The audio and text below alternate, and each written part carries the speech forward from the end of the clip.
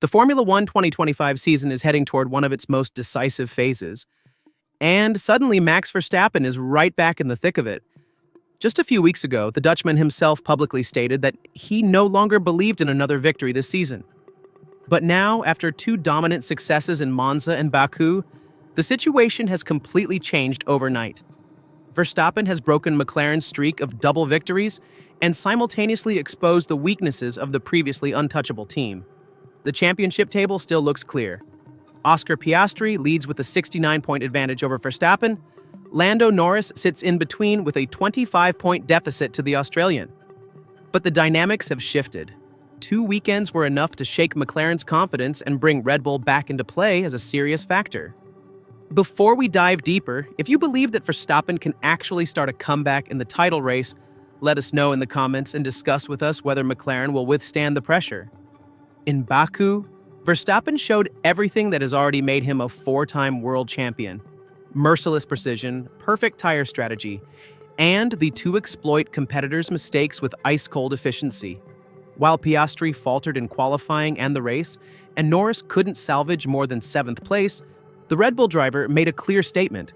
He led every lap from the start, set the fastest lap, and thus secured his 6th career Grand Slam. The question now is, was this just a snapshot on 2 tracks more favorable to Red Bull, or is it the beginning of a genuine comeback chase? Singapore will provide the answer. Because Verstappen has never won there, and the track is traditionally considered a weak point for Red Bull. Tight corners, high downforce requirements, tropical heat, all factors that haven't suited the RB21 so far. Helmut Marko himself spoke of Singapore as the real benchmark. Monza and Baku may have shown that the updates, particularly the new floor, are working. But only on a street circuit like Marina Bay will it become clear whether Red Bull has actually widened the car's operating window. Should Verstappen be competitive there as well, it would be clear. The title race is far from decided. For McLaren, this means the time of ease is over. For weeks, Piastri and Norris had dominated the field, brought home victories almost in pairs, and given the impression of controlling the season at will. But in Baku, this image crumbled. Piastri delivered one of the worst weekends of his career, from errors in qualifying to the crash at the race start. Norris, in turn, had the chance to make up decisive ground, and didn't take it. The result, McLaren suddenly appeared vulnerable. Andrea Stella, the team principal, had already written Verstappen back into the title race before the Baku weekend and received mocking comments for it. But after the Dutchman's Grand Slam, there were no more doubts. Stella was right. His statement that Verstappen must be kept in capital letters on the list of title candidates was impressively confirmed. The situation is therefore becoming dramatically tense. Verstappen knows he can't afford any more mistakes. With 69 points behind and still 199 points to be awarded in the remaining 7 races plus 3 sprints, the calculation is brutally simple: absolute perfection or the end of all title dreams. But if anyone has the nerves and class to take on this task, it's the man who has shaped Formula One in recent years like few others. McLaren, meanwhile, faces a double challenge. On the one hand, they must rediscover the speed that seemed effortlessly at their disposal in the weeks before the summer break. On the other hand, they must clarify internally how they want to handle the situation between Piastri and Norris. The Australian leads the championship, but his mistake in Baku has reopened a small door for Norris. Another slip-up, and the internal team hierarchy could flip, precisely at the moment when Verstappen goes on the attack. The situation before Singapore is therefore clear. For Red Bull, it's about the ultimate endurance test. For McLaren, about damage control and proving that Baku was just a slip. Should Verstappen actually break the curse of Marina Bay, the title race would be rewritten. And McLaren would have to defend not against one, but against 2 opponents. Their own mistakes, and the man they thought they'd already left behind. While the headlines after Baku focused almost exclusively on Verstappen's victory and McLaren's collapse, things are also brewing elsewhere in the paddock. Ferrari, for example, finds itself in a situation that could become dangerously tense. After strong practice performance, Lewis Hamilton and Charles Leclerc had the potential for a front row in Baku. In the end, they qualified in 10th and 12th positions and finished the race in 8th and 9th, For a team that had raised the claim from the start to establish itself in the title race, this was simply unacceptable. Even more explosive, however, was the controversy surrounding the team order at the end of the race. Hamilton, who had been let through by Leclerc to attack the cars ahead of them, refused to give the position back in the final meters. The result, Leclerc, visibly frustrated, remained behind him, while Hamilton spoke of a misunderstanding and promised an apology. Ferrari thus presented itself once again as a team unable to draw clear lines, a weakness that could be decisive in the tight constructors' title race.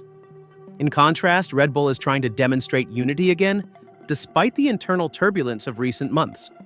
Verstappen is the sole fixed point. Everything else is subordinated to him. But this automatically raises the question of Yuki Tsunoda's future.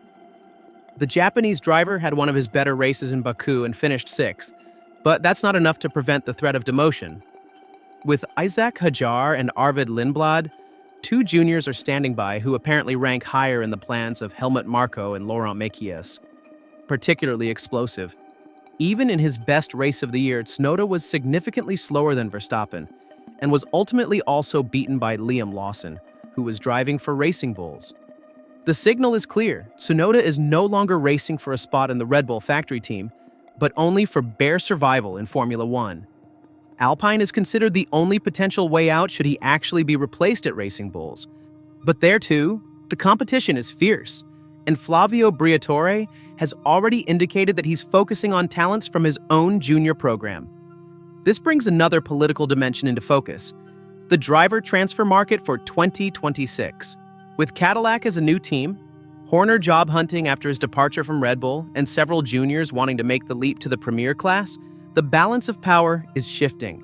McLaren currently looks like the favorite for the future. Ferrari is battling internal power games. Mercedes is looking for a way back to the top. And Red Bull is trying to extend the Verstappen era, whatever it costs. Singapore thus becomes a key moment, not only sportingly, but also politically. Should Verstappen actually win, it would not only reignite the World Championship, but also increase the pressure on McLaren, Ferrari, and Mercedes to reveal their long-term strategies. Who will be Verstappen's teammate in 2026? Does Piastri have the mental strength to fight back after a catastrophic weekend like Baku? Can Norris prove he's more than the number 2 in the team? For Ferrari, the question arises whether they can get the internal tensions between Hamilton and Leclerc under control. The episode from Baku may seem insignificant at first glance. It was only about 8th place. But it reveals a deeper problem: lack of trust and missing discipline in the team structure. In a season where every detail can make the difference, these are fatal signals. McLaren, meanwhile, faces the test of whether they'll preserve the dominance of the first half of the season or fall into a spiral of uncertainty. The double error in Baku must not become a pattern. Otherwise, a comfortable lead could turn into a disaster within a few races. Piastri must prove in Singapore that he has world champion mentality even after setbacks. And Norris must finally show the consistency that would transform him from an eternal talent into a serious title contender. But in the end, everything revolves around Verstappen again. 3 weeks ago, he publicly stated he didn't expect any more victories. Today, he's the man no one can underestimate. The mathematics still speak clearly against him, but the psychological effect of his victories is enormous. McLaren knows another Verstappen victory in Singapore could tip the entire balance of power. And that's precisely why the Grand Prix under the floodlights will be not just a race, but an ultimate stress test for everyone's nerves. The conclusion is clear. Verstappen has pushed the door to the title fight open again, and is forcing McLaren, Ferrari, and the rest of the field to provide answers. Answers that perhaps already in Singapore will set the direction for the rest of the season.